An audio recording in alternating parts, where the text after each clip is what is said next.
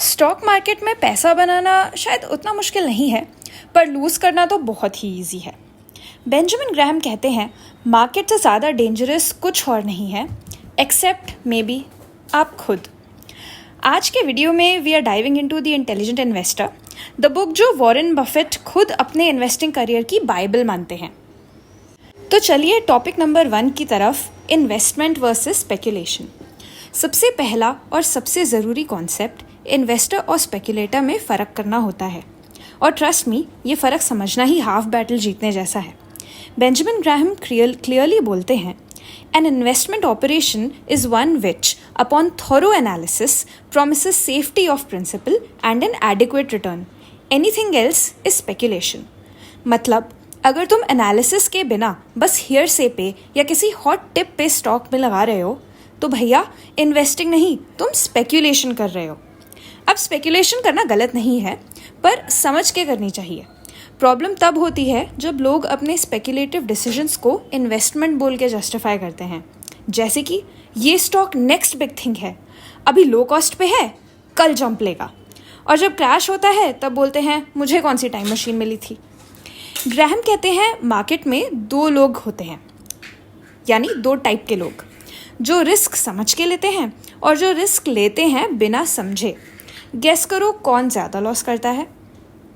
और एक classic metaphor, market काफ़ी दिनों तक इरैशनल रह सकती है। मतलब अगर तुमने कोई स्टॉक लिया है बस इसलिए क्योंकि सब ले रहे हैं और प्राइस ऊपर जा रहा है, then bad news, you are the crowd not the investor. Market के मूड स्विंग्स तुम्हारे रिटर्न्स को डिसाइड नहीं करने चाहिए। मार्केट कोई भविष्यवाणी की मशीन नहीं है, it is just a tool. तुम मार्केट के टूल नहीं हो। ग्राहम वॉर्न करते हैं, जो लोग चार्ट्स, गट फीलिंग या टेक्निकल एनालिसिस पे ओवर डिपेंड करते हैं, उनका ट्रैक रिकॉर्ड लॉन्ग टर्म में वीक होता है। So instead of asking stock कब ऊपर जाएगा, इंटेलिजेंट इन्वेस्टर पूछता है ये बिजनेस की वैल्यू क्या है और क्या ये मुझे सही प्राइस पे मिल रही है। ये पहला रूल समझ गए? ग्रेट, बिकॉज अगर यही नहीं समझा तो आगे तो कुछ भी समझने का फ़ायदा नहीं है। Let us now move on to what kind of investor you really are. तो अब अगला बड़ा सवाल है कि आप किस टाइप के इन्वेस्टर हैं।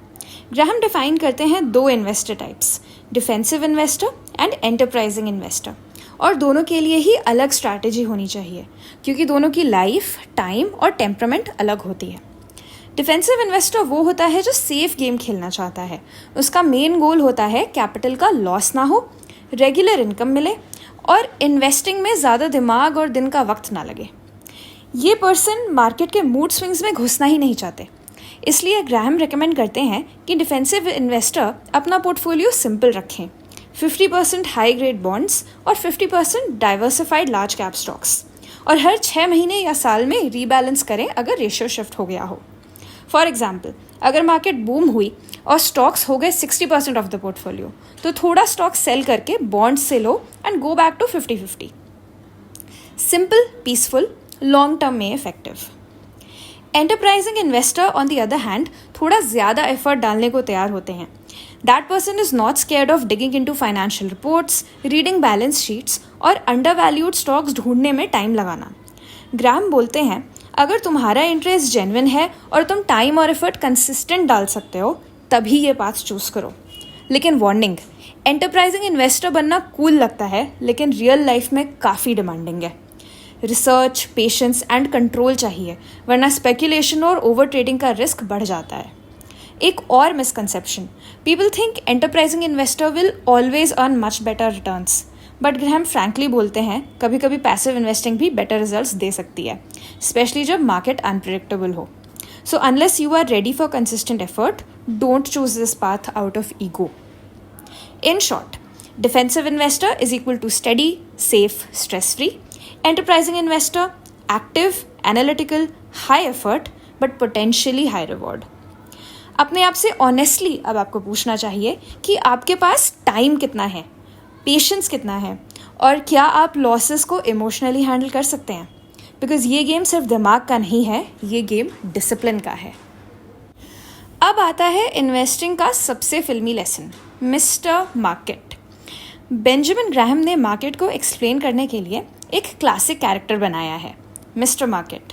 ये बंदा हर दिन तुम्हारे पास आता है और बोलता है ये शेयर्स लो, ये बेच दो, या फिर दोनों कर लो।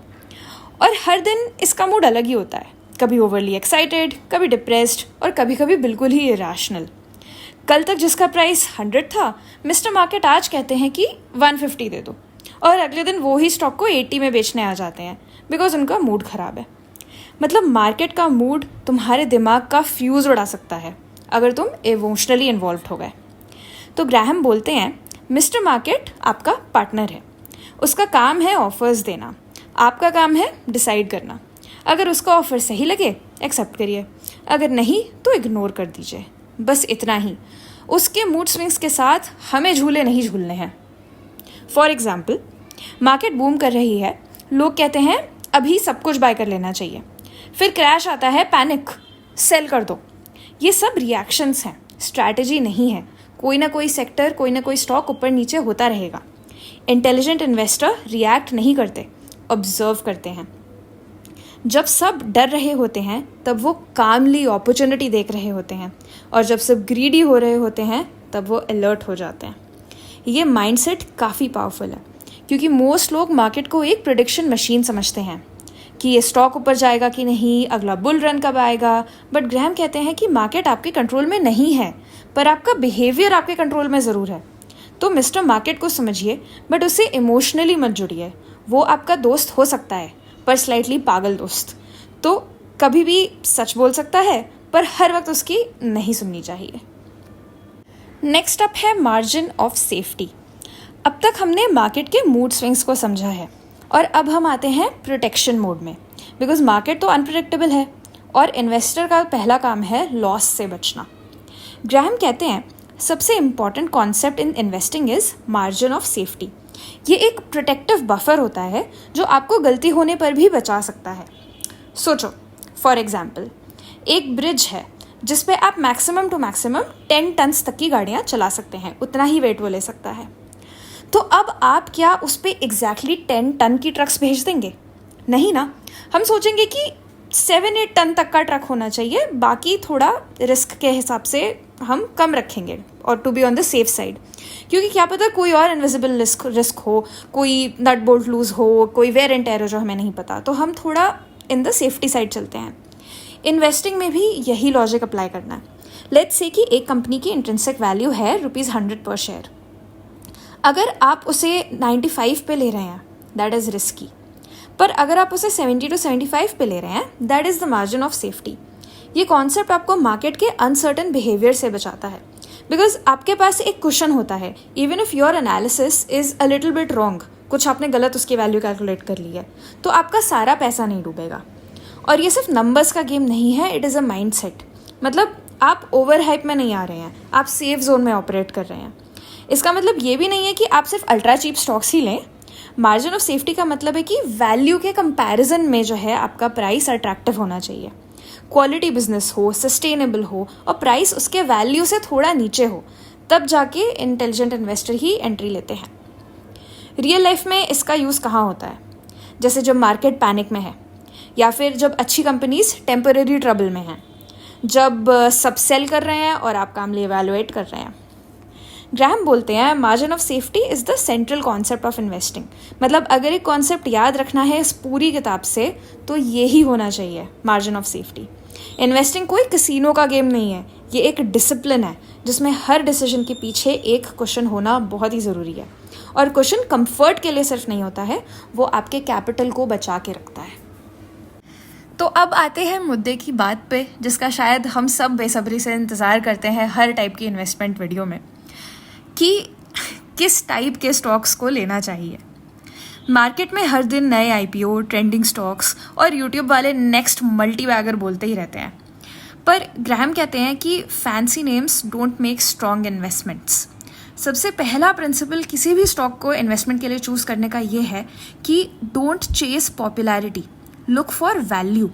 ग्राहम सजेस्ट करते हैं कि इन्वेस्टर को उन कंपनीज को देखना चाहिए जिनका नंबर 1 बिजनेस मॉडल सिंपल हो, 2 अर्निंग स्टेबल हो, 3 डेट मैनेजेबल हो, एंड लास्टली जैसा हमने देखा प्राइस रीजनेबल हो।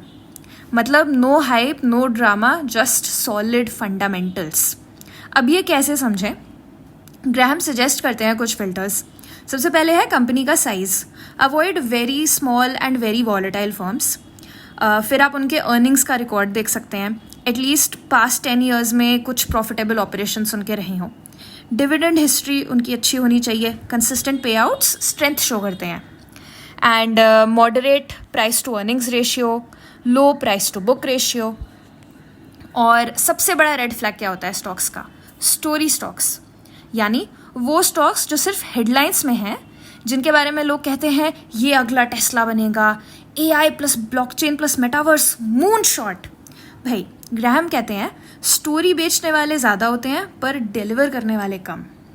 वो बोलते हैं कि the investor's chief problem and even his worst enemy is likely to be himself. हम खुद ही अपने इमोशंस में फंस जाते हैं। फियर, ग्रीड, फोमो, ये सब एक्चुअल स्टॉक एनालिसिस को ओवरपावर ही कर देता है। इसलिए ग्राहम रेकमेंड करते हैं कि एक इन्वेस्टर के पास क्लियर क्राइटेरिया होना चाहिए। ऐसा नहीं कि आज मोमेंटम स्टॉक्स, कल पेनी स्टॉक्स, परसों biotech. Stick to what you understand and remember, business के फंडामेंटल्स पे इन्वेस्ट करो, प्राइस के मूड पे नहीं। एक अच्छा इन्वेस्टर बोरिंग हो सकता है पर उसका पोर्टफोलियो एक्साइटिंग रिजल्ट्स हमेशा देता है। तो गाइज ये थी हमारी bite size summary of the intelligent investor. और अब जब बुक पूरी कवर हो गई है, एक बात क्लियर है, द इंटेलिजेंट इन्वेस्टर कोई गेट रिच क्विक गाइड नहीं है। ये एक मेंटल ट्रेनिंग मैनुअल है जो सिखाता है कि कैसे इन्वेस्टर सोचता है, कैसे रिएक्ट करता है और कैसे पेशेंस रखता है। वॉरेन बफेट ने बोला था, this book changed my life. और अगर आपने ये समझ लिया तो ये आपकी भी फाइनेंशियल थिंकिंग चेंज कर सकता है। So let's do a quick recap. सबसे पहले हमने देखा कि स्पेक्यूलेटर और इन्वेस्टर में फ़र्क होता है। बस स्टॉक खरीद लेना इज इक्वल टू इन्वेस्टिंग नहीं होता। डिफेंसिव इन्वेस्टर सिंपल और सेफ रहता है। एंटरप्राइजिंग इन्वेस्टर ज़्यादा मेहनत करता है बट उसके रूल्स भी क्लियर होने चाहिए। फिर मिस्टर मार्केट को लाइटली लेना चाहिए। उनके मूड स्विंग से एंटरटेन तो हो बट इमोशनली अटैच मत होइएगा। मार्जिन ऑफ सेफ्टी आपकी सीट बेल्ट है, ये आपको बचा सकती है जब मार्केट का ब्रेक फेल हो जाए। और लास्टली, स्टॉक सिलेक्शन का बेस होना चाहिए बिजनेस की रियलिटी, ना कि मीडिया की पॉपुलैरिटी। तो गाइज हमने देखा कि investing is actually not about being a genius, it is about being calm when others are panicking and cautious when others are celebrating. अगर आप इस माइंडसेट को अडॉप्ट कर लें तो चाहे आप SIP करें, चाहे आप स्टॉक्स उठाएं, आप ऑलरेडी मोर इंटेलिजेंट हो चुके हैं हाफ द मार्केट से। और हाँ, ये बुक आप पूरी पढ़ें या ना पढ़ें, ये 4 वर्ड्स हमेशा याद रखिएगा: डिसिप्लिन, पेशेंस, रिसर्च और लॉजिक। बिकॉज ये 4 ही बनाते हैं एक इंटेलिजेंट इन्वेस्टर। तो फ्रेंड्स, अगर ये समरी आपको यूज़फुल लगी हो तो इस वीडियो को ज़रूर लाइक करिए, शेयर करिए अपने फ्रेंड्स से, और कमेंट में हमें ज़रूर बताइए कि कौन सी बात आपको समझ आई, कौन सी चीज़ आपको कंफ्यूज करती है, क्या चीज़ आपको सरप्राइजिंग लगी। और अगर ऐसी और वीडियोस चाहिए तो हमारे चैनल स्टोरी वाले को ज़रूर से ज़रूर सब्सक्राइब करिए। See you in the next summary.